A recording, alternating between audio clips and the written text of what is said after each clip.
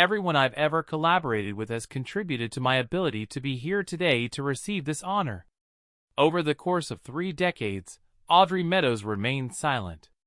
For interviews, she flashed a smile. Jackie Gleason was publicly thanked by her. She safeguarded the honeymooners' enchantment. However, she exposed Gleason in 1994, 2 years prior to her death. A man who refused to practice, who remained silent for days, and who made everyone nervously anticipate his moods was hiding behind the laughter. Unexpectedly sinister truths emerged regarding the most beloved pair in television history. On February 8, 1922, Audrey Meadows came into this world in Wuchang, China, a great cry from Hollywood. Missionaries from the United States were her parents. Before Audrey came, they had been in China for more than a decade. As the youngest of 4 siblings, they grew up in a house where cultural upheaval, political upheaval, and revolution all reverberated. Dissimilar to anything in the United States. During the 1911 revolution that deposed the Qing dynasty, Wuchang was a flashpoint. Plus, the area was still very unstable all during the Roaring Twenties. That is the place where Audrey first formed her recollections. Her audience consisted of Chinese. She spent her first 5 years of life immersed in Chinese music and culture, completely oblivious to the English language. In 1927, she went back to America. Their family eventually made Rhode Island their home, and her father took a position as a cathedral rector. Out of nowhere, Audrey found herself transported to a chilly new English metropolis. She had to start over with English because she couldn't understand the language surrounding her. However, her native tongue remained intact. Audrey was a native Mandarin speaker. It changed her perspective and provided her with not many Americans were aware of. She developed a pattern in her life characterized by that capacity, the ability to adapt. Home, though, was never easy. Jane Meadows, Audrey's older sister, was well on her way to becoming a famous actress. She embodied sophistication.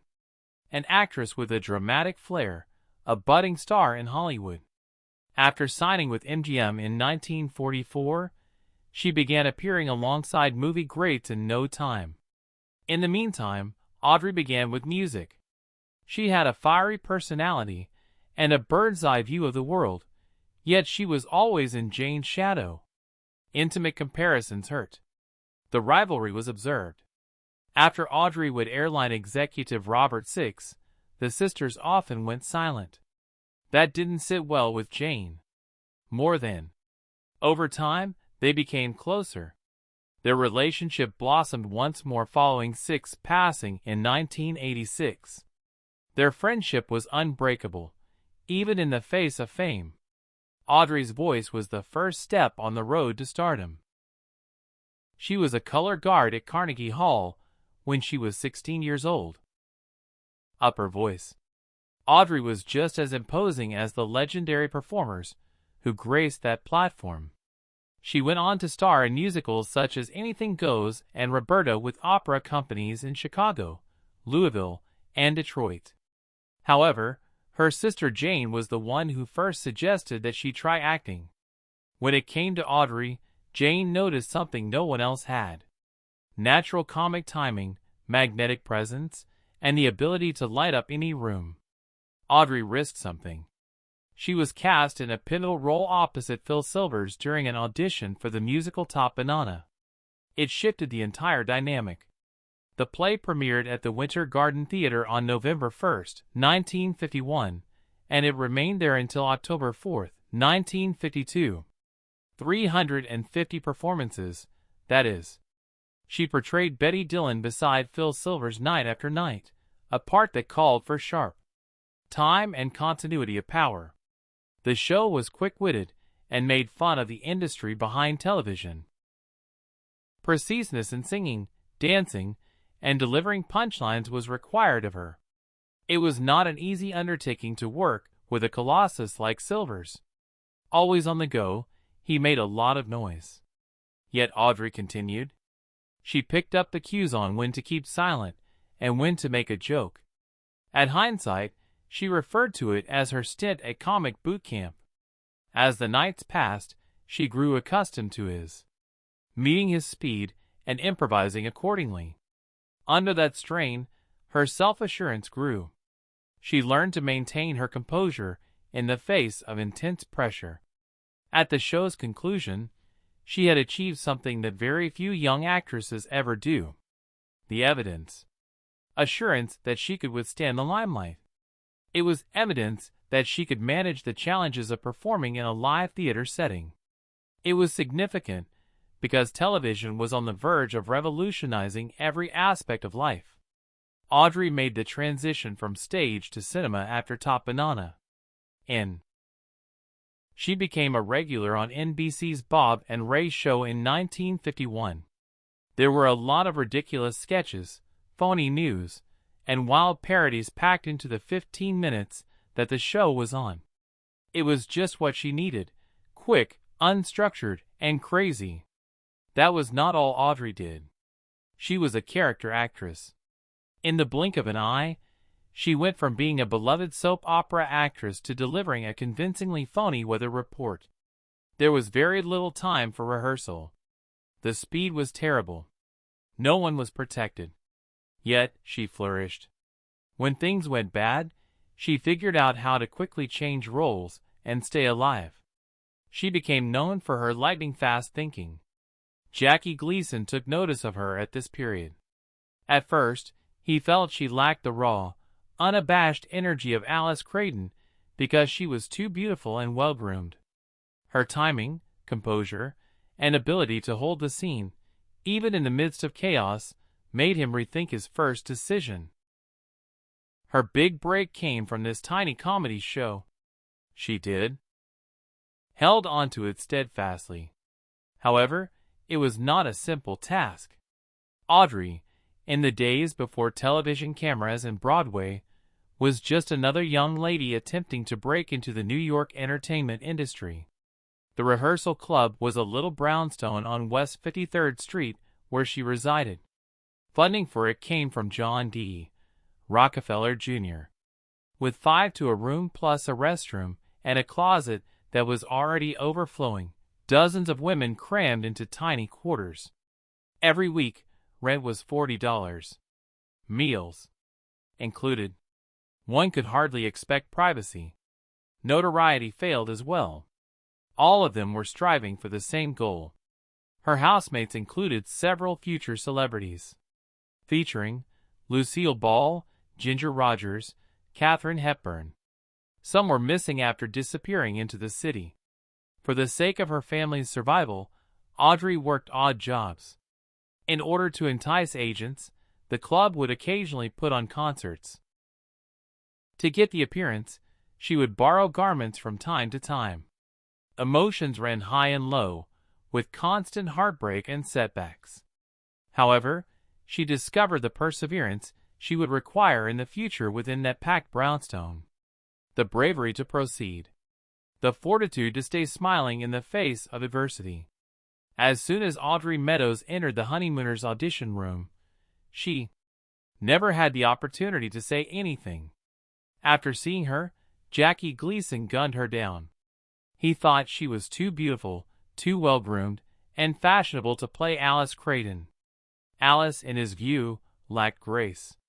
Rough, weary, and with a keen edge, she was she. Meadows was ill-suited. Instead of a crowded Brooklyn kitchen, he saw a woman who appeared more at home in a cocktail lounge. Meadows was well-versed in the field. She exuded self-assurance and had Broadway credits to her name. But, at that very second, it was irrelevant. She was too beautiful for Gleason to look beyond.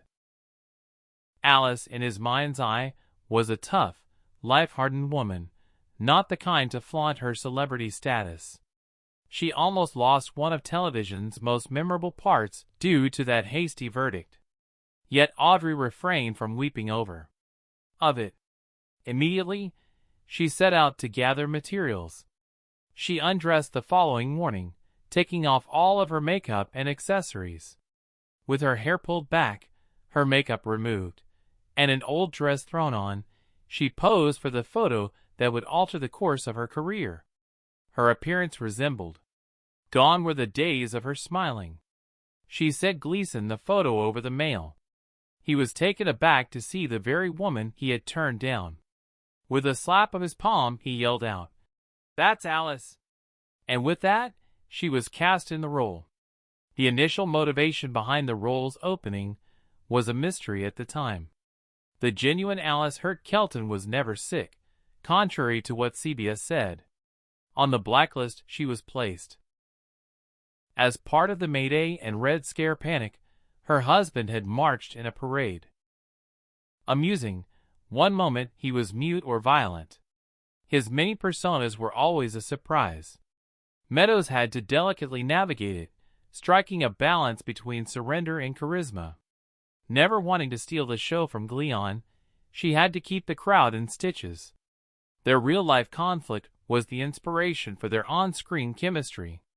The Honeymooners programs were never complete without Jackie Gleason's heartwarming final line, "Baby, you're the greatest." Then he would lean in for a kiss as he looked at Alice, his TV wife.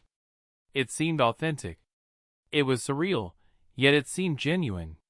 The actress who played Alice, Audrey Meadows, eventually came clean. In reality, Jackie kissed her never once.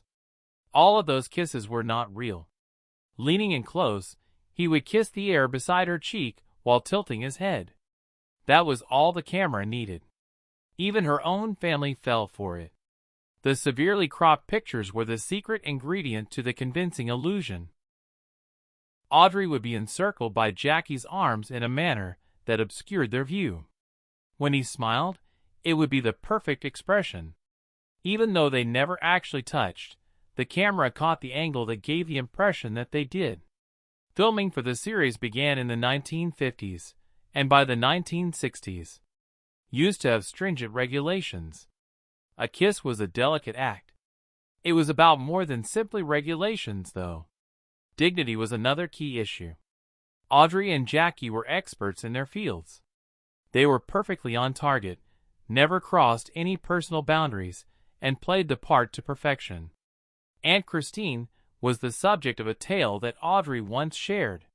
She had to smile and share the news to her aunt after she said, "Oh, darling, I think Mr. Gleason has a little crush on you when he kisses you like that." This happened after they watched an episode. "In reality, he doesn't kiss me," saying, "It just looks that way." No one in Hollywood was thinking about reruns in the early 1950s, according to her.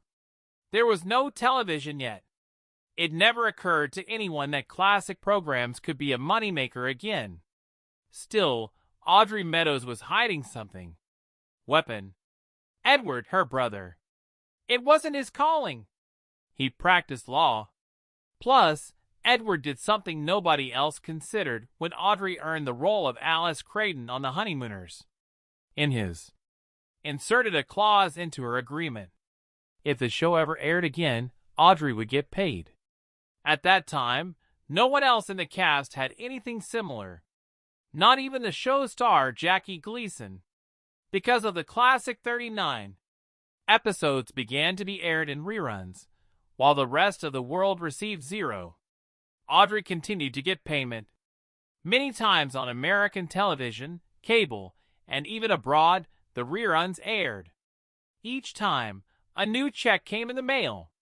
Not at all. Quite a bit more money. Millions were minted. Audrey used to make around $2,000 weekly when she was filming the show. That was a lot of money for the 1950s, but it paled in comparison to what was to come. Those involved in the industry in the 1980s began to speak. According to their estimates, her earnings from reruns outpaced those from any other aspect of her career. The payments continued as well. That astute provision ensured that she would continue to receive payments well into the 1990s. Penned by her sibling. Not all of the show's actors were as fortunate. The role of Trixie was vacated by Joyce Randolph. The residuals were not included in her contract.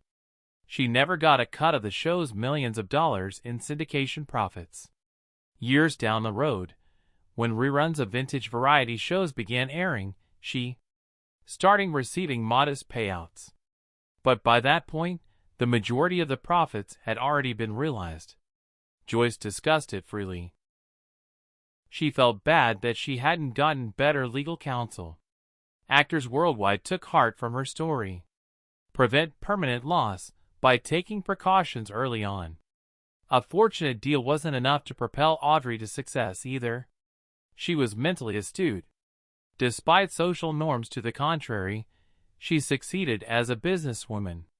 She was on the board of directors for the first Colorado State University during a period of 11 years ago. She became the first woman to ever occupy that role. She was an active participant in decision-making, not merely an observer. There was no such thing in the 60s and 70s.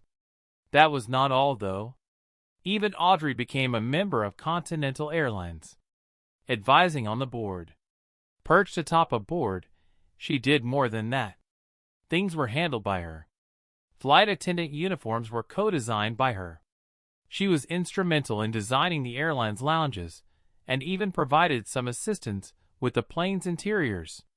Her thoughts enabled the airline to expand. Famous actors and actresses flew Continental thanks to her. Sales increased by 20% after the company's headquarters relocated to Los Angeles. Audrey was more than a TV personality. One of the driving forces behind the scenes. There was turbulence in her private life as well. The real estate magnate Randolph Rouse was her first husband, and they wed in 1956. The event was officiated by her father, a minister. We were married for a short time. 2. Their divorce was finalized after a number of years. Being married to a rising artist was a pressure, but Rouse later said it was enjoyable. Addressing him as Mr. Audrey Meadows was something he disliked. Following that, Continental Airlines president, Robert F. Six, arrived. Until his death in 1986, they remained a married couple. Their marriage was unique. For the sake of his career, Audrey withdrew from acting. She eventually became an integral element of his professional life. Their homes were in Denver, Colorado, and Beverly Hills, New York. It was an authentic collaboration. Despite her marriages revealing two distinct lives, she never had children of her own. Discrepancy between the two is characterized by imbalance. Audrey maintained her wit and cunning even in her personal life. On the big day of her 1956 wedding, she telegraphed Jackie Gleason, "Dear Ralph, I'm becoming a bigamist today. Marrying Randy Rouse, love Alice." It was a beautiful allusion to their TV marriage. Through it all, she maintained a strong relationship with Gleason for many years, although beneath the laughter was anguish. Audrey kept quiet about her experience working with Gleason for a long time. The actress posed for the cameras. While doing interviews, she expressed her gratitude to him. Still, it was taxing on the inside. Gleason possesses the potential to be both brilliant and vicious. That burden was silently carried by Audrey. Her outspokenness did not begin until she was well into her 70s. She was candid in her correspondence, interviews, and statements. She had no resentment. She delivered the truth. Genius was Gleason. A bully, he was as well. She remained silent for 30 years. Her personal comfort took a back seat to the show's lasting impact. She was careful not to spoil the honeymooners' surprise. No drama, please. She was compelled to speak at some point, though. A new chapter in her story was opened up when she accomplished that. Afterwards, she compared her time spent working with Gleason like navigating a tightrope. His amiability wavered from one second to the next. His fury erupted out of nowhere. The entire set shuddered at the slightest misstep or unflattering expression. Everyone avoided him on tiptoe. Before each try, Meadows had to take a guess at his mood. On occasion, he paid her no mind at all. Even when he publicly scolded her in front of the crew on several occasions, she maintained her hold on to. She brought her A-game as Alice Creighton and maintained her composure the whole time. That power was not easily achieved. She felt completely depleted. Everything mounted up. The strain, the fear of being replaced, and the stillness she had to bear. However, her resolve was unwavering. Even though she was trying to keep it all in, she became an iconic figure in television history. She refrained from seeking vengeance when she eventually did speak about those years. Neither did she make a fuss or disrespect him. Truthfully, she spoke her mind. She gushed about his intelligence. Along with that, she said he was a major pain. Her sincerity was never intended to bring him down. The point was to make it clear how much money she'd lost on the assignment. Even as she described the mayhem, she maintained her composure. According to her friends, she almost never, even in private, talked ill of him. Her remarks were picked out with care. That's the strength of her narrative. It wasn't her yell it out. It was just laid bare by her. The subdued honesty of her words was more powerful than an outspoken charge. For many years, she kept silent. Actresses were expected to keep quiet during that time. Their only choice was to maintain a cheerful demeanor, smile, and safeguard the show's reputation. The network was counting on the newlyweds to appear picture perfect. She was afraid the crowd would reject her if she voiced her disapproval. Her job at the studio could be taken away from her. But she persisted. Not only did she protect herself, but also the others watching from home. The death of Jackie Gleason occurred in June 1987. There was complete silence around him. His voice was on the verge of disappearing, and his body was giving out. Then, however, the phone started ringing. Meadows, Audrey, stood opposite him. Gleason and she hadn't collaborated for a long time, but their friendship had endured. Married to Gleason, Marilyn picked up the phone before she could even dial his number. Audrey approached Jackie, whispered into his ear as she held the phone to his ear. The name Alice meant everything, and now it's your turn to use it. The familiar set, the sound of laughter, and the romantic black and white glow of the newlyweds were all revived. It brought back a part of their past selves in each of them. What if Audrey had not rushed into it? Her message was conveyed well. Jackie, I wanted to call and express my love for you. Although her voice was trembling, she persisted. She expressed her gratitude to him for picking her to play Alice, for having faith in her, and for bestowing upon her the life-altering role. What followed broke the awkward silence, even though Jackie Gleason could hardly talk at that point. It was all well with me. His voice was distinct, powerful, and audible. Every home in the United States was rocked by that resonant sound. At this point, it malfunctioned. In order to reach her one final time, despite his frailty, Meadows would always remember it. According to her, it was crystal clear. A mere recollection of that one sentence was insufficient. It was the last present. He was doing more than merely praising her. Even in his final moments, he was assuring her of her significance. Gleason died on June 24, 1987, a few days after that. Even now, Meadows could feel the reverberation of that last call. However, the subsequent events stunned her. Somebody made contact and asked for something. They wanted her to give a speech at his funeral, but she was to play the role of Alice rather than Audrey. Her horror was palpable. No matter how much I tried, I just wouldn't pretend to be Alice or even go to the moon. A eulogy? She said. That is the most horrible thing I have ever heard, she said categorically. Still alive in her mind was Ralph Creighton. He can never be. At this point in time, he was an indelible part of television history. Instead of drawing attention to herself or putting on a show, Audrey opted to attend the burial in silence. She paid tribute to Jackie in this way by keeping the enchantment they had made together safe.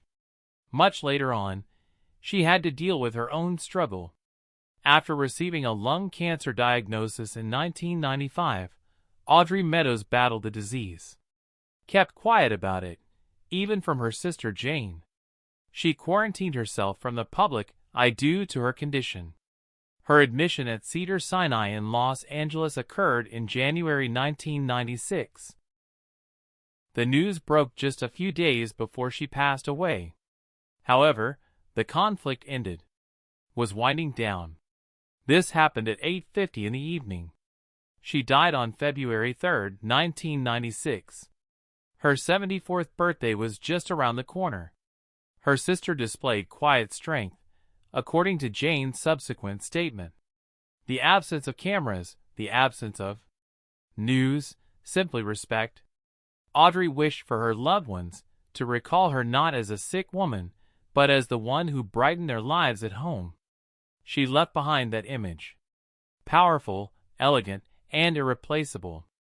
However, before she departed, she had one final item to discuss. Her autobiography Love, Alice, My Life as a Honeymooner was published in 1994, 2 years before to her untimely demise. A book wasn't all it was. She was clinging to the truth in this way. Episodes from the set were detailed on the pages. No small pleasure. Moments, but also the mayhem, the strain, the genius, and the tragedy. Genius was Gleason. Though his behavior could be completely unexpected, it was an intense display. However, unbreakable camaraderie existed among the cast members throughout. She covered Joyce, Art Carney, and Randolph regarding the frantic pace of 1950s live television. She spoke frankly about her experience standing on that kitchen set in front of a global audience. Even after the lights went out, the book continued to speak to her. Present-day audiences can still hear its message. No amount of praise could ever ease Audrey Meadows' suffering. Apologizing was never her goal. Something superior was her legacy. A lasting impression of sincerity, joy, and friendship. In their last moments together, he spoke to Jackie and stated, "She finally found peace with herself, saying, 'I knew what I was doing.'" It was impactful, long-lasting, and easy to implement.